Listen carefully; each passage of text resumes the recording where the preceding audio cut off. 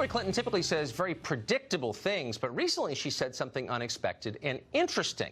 In an interview with The Guardian, Hillary Clinton warned that mass immigration into Europe may need to slow down because it is driving a rise in political extremism and volatility. And she's onto something. When governments adamantly refuse to listen to the public may start looking for alternatives. Now, many on the left are attacking Hillary Clinton for her flash of insight. One person who is not is Angela Nagel. She just wrote maybe the most interesting piece in the last 6 months. It's called The Left Case Against Open Borders, and she joins us tonight. Angela Nagel, thank you for coming on.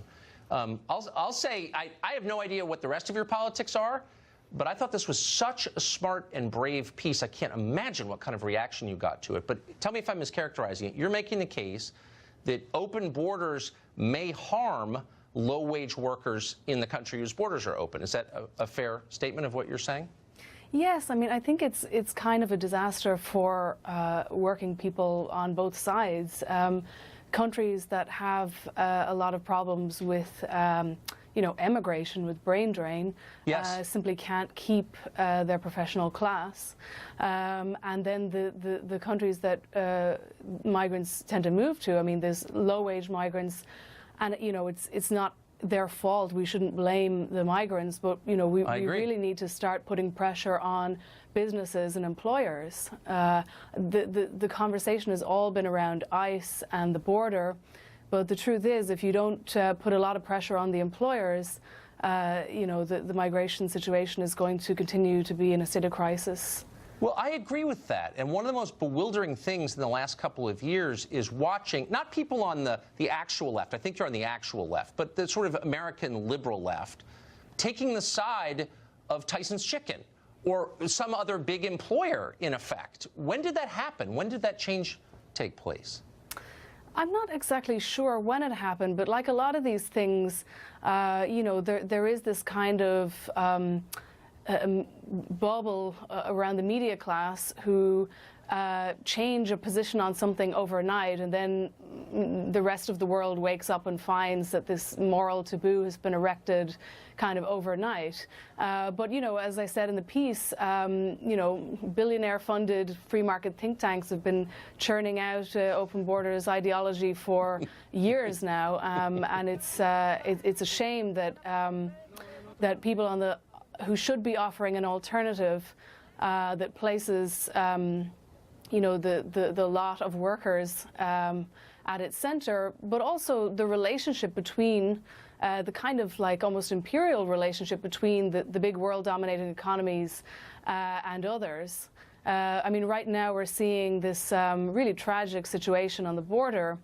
And the thing is, I defend in the piece America's right to have borders and to have a sovereign nation. Right. But, Trump was supposed to be the America First guy. And the truth is that, a lot of time with American foreign policy, America is not respecting the sovereignty of other nations, whether it's through military interventions in the Middle East or economic interventions in Latin America. And we're seeing the consequences of that now.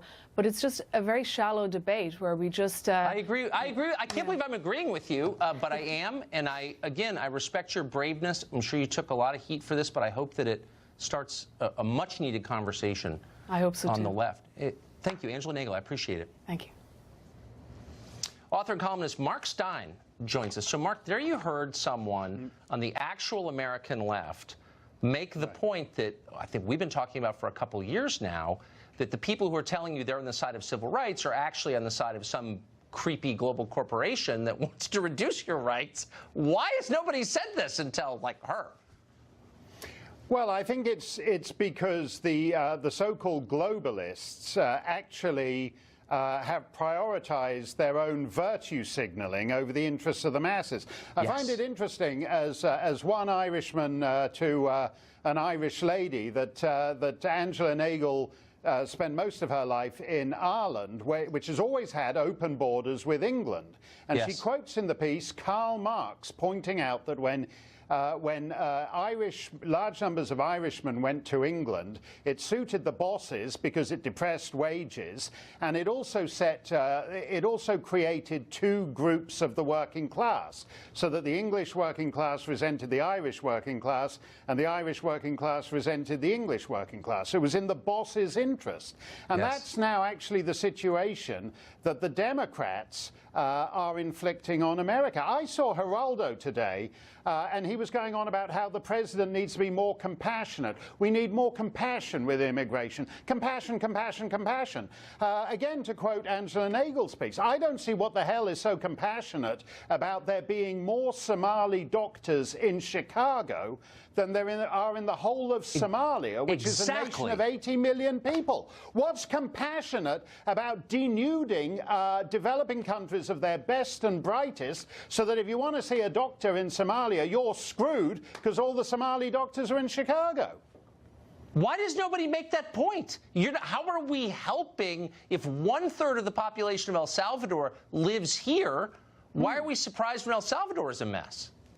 No, I think that's, but I think, again, it's to do with the elitist worldview.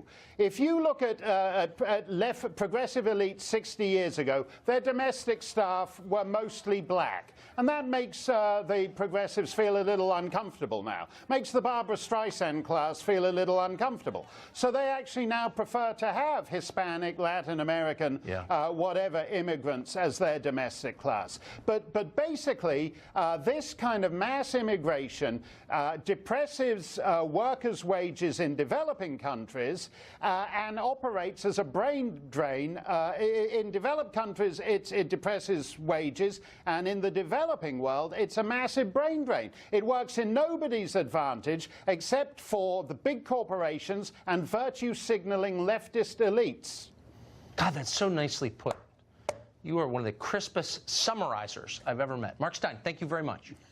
Thanks a lot, Tucker. George Papadopoulos went to jail today. You could unlock the back door and let the